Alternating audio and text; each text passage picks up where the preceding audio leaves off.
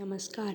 आज आप सभी का फिर से मेरे YouTube चैनल पर स्वागत है, जिसका नाम पुरसहज चाल है। तो जैसे कि आप स्क्रीन पर देख सकते हैं कि आज का हमारा विषय है श्री कृष्ण जन्माष्टमी, जो कि इस महीने 19 अगस्त को आ रही है। इस वीडियो में मैं आपको श्री कृष्ण जन्माष्टमी के रहस्य के बारे में बताऊंगी कि हम ये क्यों मनाते हैं और इसका शुभ मुहूर्त इस साल क्या है, हमें क्या करना चाहिए जिससे लड्डू गोपाल जी खुश हो जाएं। तो चलिए वीडियो को शुरू करते हैं। कृष्ण भगवान विष्णु के 8वें अवतार योगेश्वर श्री कृष्ण का जन्मोत्सव है, जिसे देश विदेशों में खूब धूमधाम के साथ मनाया जाता है। जन्माष्टमी का ये महोत्सव हिंदू पंचांग अनुसार भाद्रपद माह के कृष्ण पक्ष की अष्टमी तिथि को मनाया जाता है, जब भगवान श्री कृष्ण का जन्म रोहिणी नक्षत्र में मध्य रात्रि को देवकी और वासुदेव के पुत्र के रूप में हुआ था।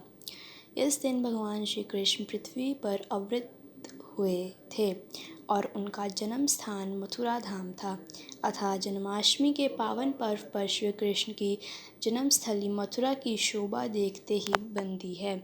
जब पूरा मथुरा वृंदावन भक्तिमय माहौल में डूबा नजर आता है, खास तौर पर मंदिरों को फूलों और रंग बिरंगी लाइटों से सजा दिया जाता है। मंदिरों में झांकियाँ निकाली जाती हैं, कृष्ण का गुणगान किया जाता है और चारों ओर भक्ति का वातावरण बिखरा रहता है। इस मौके पर लड्डू गोपाल के दर्शन के लिए लाखों की संख्या में श्रद्धालु यहाँ देश विदेश से आकर भगवान की एक झलक प्राप्त करना चाहते हैं और सभी कृष्ण भक्ति में डूब जाते हैं।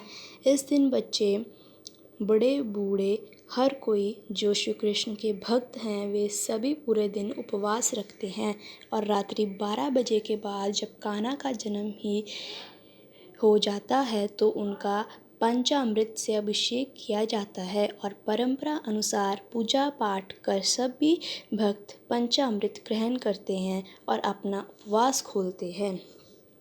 यदि जन्माष्टमी के इतिहास की बात करें तो ऐसा माना जाता है कि लगभग 5000 वर्ष पूर्व भाद्रपद, जिसे हम अगस्त और सितंबर माह में भगवान विष्णु के 8वें अवतार श्री कृष्ण का जन्म मथुरा में हुआ था। उस समय मथुरा में राजा कंस का शासन था। वह एक तानाशाह राजा था। कंस की एक बहन थी जिसका नाम देवकी था। देवकी का विवाह वासुदेव नामक यदुवंशी राजा से हुआ था। कंस अपनी बहन से बहुत स्नेह करता था और सदा अपनी बहन को खुश देखना चाहता था। स्कंद पुराण अनुसार विवाह के पश्चात जब एक बार राजा कंस अपनी बहन देवकी को छोड़ने उसके ससुराल जा रहा था, तो मार्ग में उसे एक आकाशवाणी हो कि हे कंस, जिस बहन को तू इतने प्रेम पूर्वक विदा करने जा रहा है, उसी बहन का 8वां पुत्र तेरा वध करेगा और लोगों से किए तेरे अत्याचारों का बदला लेगा। अपनी मृत्यु के बाद सुनते ही कंस क्रोधित हो उठा और उसने बहन देवकी और वासुदेव को कारागार में डाल दिया। हालांकि वह देवकी को मार देना चाहता था, क्योंकि उसका मानना था कि ना रहेगा बांस और ना बजेगी बांसुरी।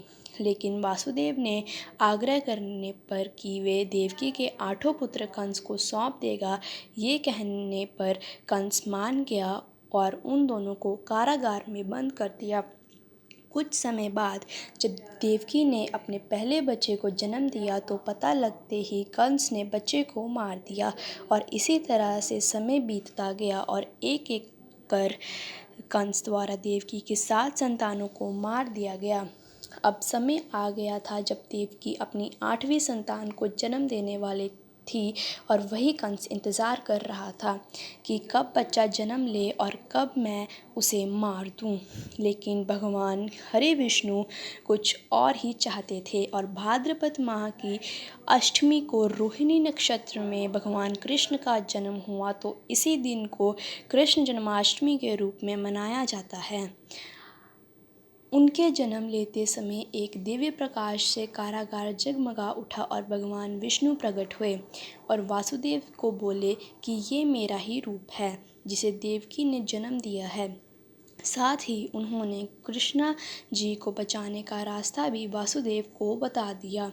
भगवान विष्णु का बताया रास्ता वासुदेव समझ गए थे और तभी चमत्कार हुआ जब कारागार के ताले स्वयं खुल गए। पहरेदार गहरी नींद में सो गए। तब वासुदेव ने कृष्ण को छोटी सी टोकरी में रखा और गोकुल की ओर चल दिए। मार्ग में उनका सामना उफनती यमुना नदी से पड़ा। उन्होंने टोकरी सर पर रखी और भगवान विष्णु जी की कृपा से सही सलामत यमुना नदी पार कर वे अपने मित्र नंद बाबा के घर पहुंच गए।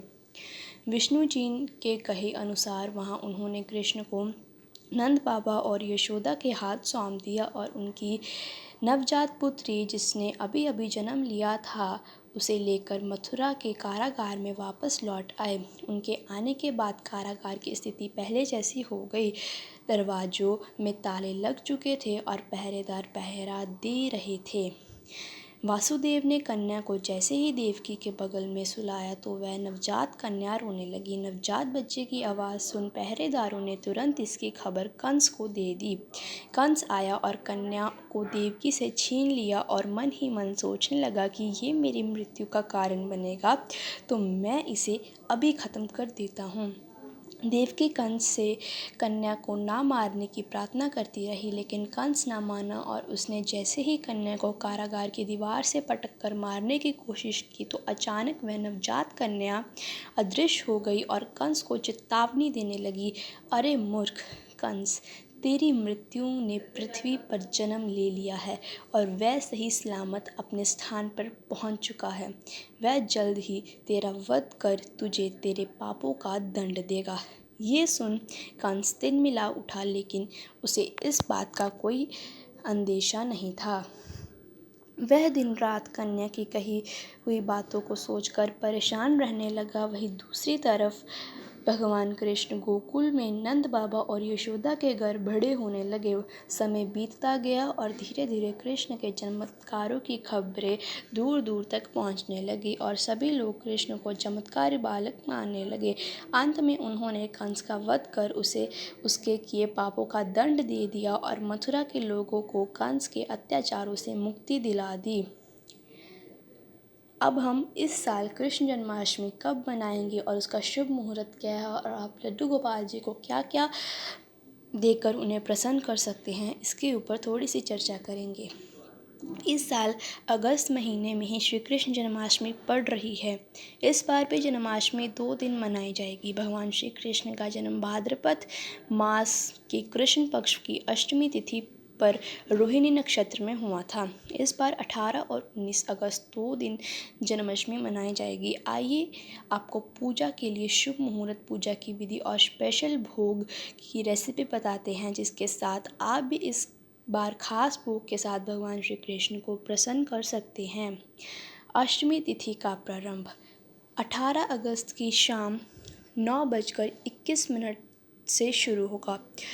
अष्टमी तिथि समाप्त 19 अगस्त की रात 10:01 तक रहेगा। जन्माष्टमी 2022 में कैसे उसकी पूजा विधि होगी। जन्माष्टमी पर भगवान श्री कृष्ण के बाल रूप यानी लड्डू गोपाल की पूजा होती है।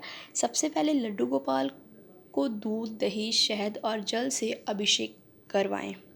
अब श्री कृष्ण के बाल रूप को झूले में बिठाएं और झुलाएं।